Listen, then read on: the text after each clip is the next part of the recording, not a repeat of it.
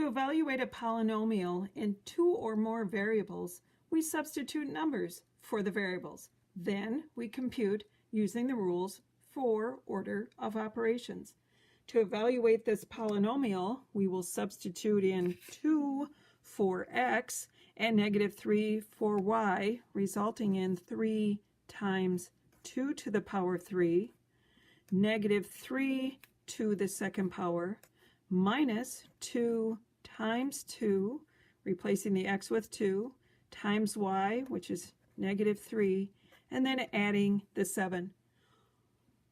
Order of operations, we have no parentheses or grouping symbols, but we do have exponents.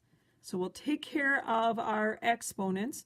We have 2 to the power 3, 2 times 2 times 2, or 8. -3 times itself, -3 times -3 is +9. Next, we have no more powers, and we could simplify this, but I'm going to just rewrite it as is right now and shift to the next level of order of operations.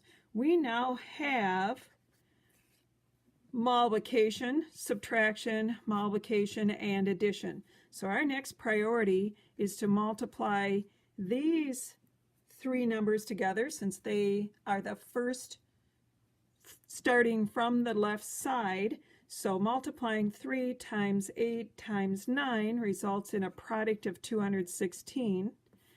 Next, we have 2 times 2 times -3, and with this subtraction, using the rule of subtraction, we can turn this into plus a negative. Our negative times the negative result in a positive result here. 2 times 2 is 4 times 3 is 12, and then add the 7 onto there. Now we have just addition. We'll add those numbers together, left to right.